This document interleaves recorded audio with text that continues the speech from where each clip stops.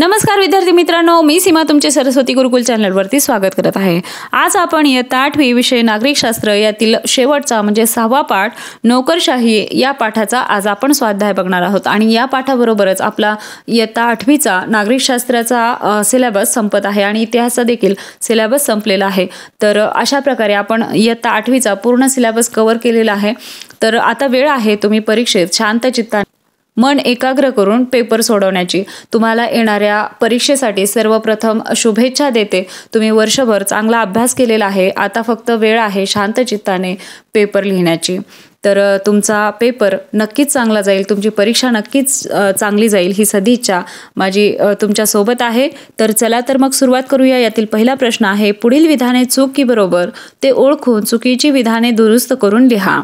यामध्ये पहिलं विधान आहे, संसदीय लोकशाहीत लोकांनी निवडून दिलेले प्रतिनिधी आणि मंत्री यांच्यावर प्रशासनाची जबाबदारी असते। तर हे विधान बरोबर आहे। दुसरं विधान, केंद्रीय लोकसेवा आयोग म्हणजेच UPSC महाराष्ट्रातील सनदी सेवांसाठी स्पर्धा परीक्षेद्वारे उमेदवार निवडतात। तर हे विधान चूक आहे।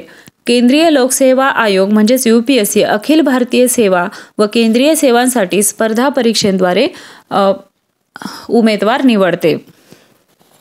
दुसरा प्रश्न आहे, पुढील विधाने सहकार्य स्पष्ट करा। त्यामध्ये 1, सनदी सेवांमध्ये ही राखीव जागांचे धोरण आहे।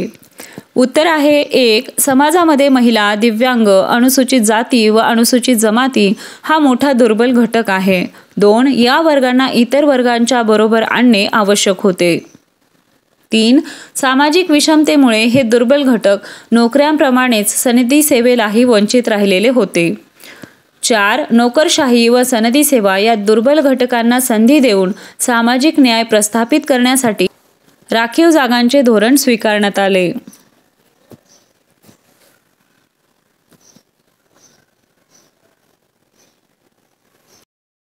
दुसरा प्रश्न, सनदी सेवकांनी राजकीयदृष्ट्या तटस्थ असणे गरजेचे आहे।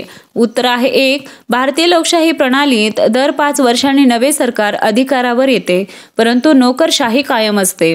2, आधीच्या सरकारांनी स्वीकारलेल्या धोरणांची निर्णयांची अंमलबजावणी नोकरशाहीने तितक्याच कार्यक्षमतेने व निष्ठेने करणे अपेक्षित असते। 3, सनदी सेवकांनी राजकीयदृष्ट्या प्रेरित होऊन काम केल्यास कामकाजात अनागोंदी निर्माण होईल, म्हणून सनदी सेवकांनी राजकीयदृष्ट्या तटस्थ असणे गरजेचे असते।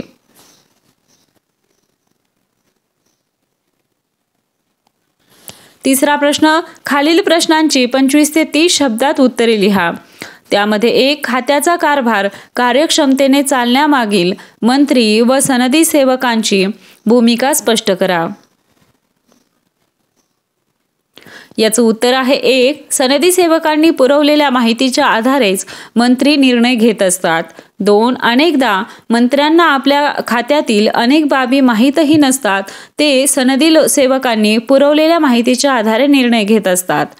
3, मंत्र्यांनीही सनदी सेवकांवर पूर्ण विश्वास टाकून त्यांच्याकडून काम करून घेतले पाहिजे, तरच खात्याचा कारभार कार्यक्षमतेने चालू शकेल।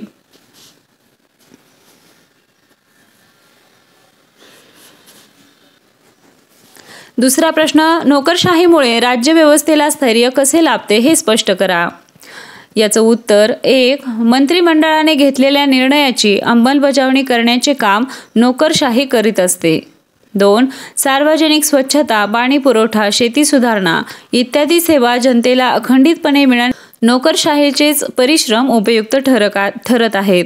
3, सामाजिक बदल, समाजातील दुर्लक्षित घटकांना मुख्य प्रवाहात आणणे इत्यादी बाबीही नोकरशाहीमुळेच शक्य झाल्या आहेत।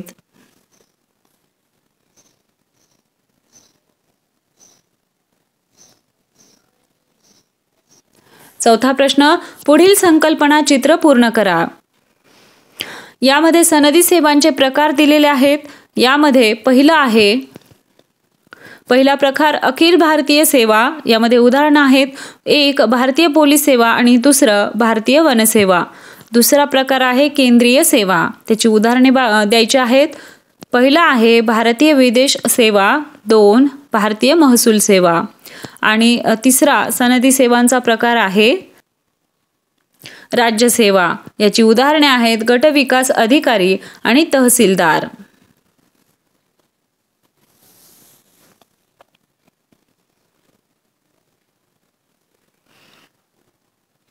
5वा प्रश्न आहे, नोकरशाहीचे स्वरूप स्पष्ट करा. याचं उत्तर आहे, भारतीय नोकरशाहीची रचना व स्वरूप अतिशय व्यापक व गुंतागुंतीचे आहे. 1. शासनाची धोरणे प्रत्यक्ष कार्यवाहीत आणणारी प्रशासकीय यंत्रणा म्हणजे नोकरशाही होय. 2. मंत्रिमंडळ बदलले तरीही नोकरशाहीचे अस्तित्व कायमस्वरूपी असते. 3. खात्याच्या अकार्यक्षमतेबाबत थेट नोकरशाहीला जबाबदार न धरता त्या खात्याच्या मंत्र्याला जबाबदार धरले जाते व नोकरशाहीला अनामिक ठेवले जाते. तर आलं लक्षात?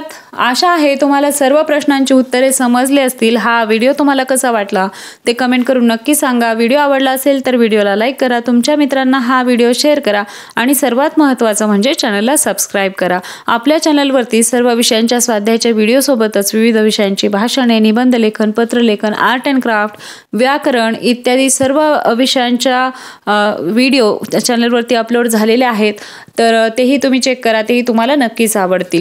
तर भेटूया इयत्ता 9वीच्या व्हिडिओजमध्ये. तोपर्यंत धन्यवाद.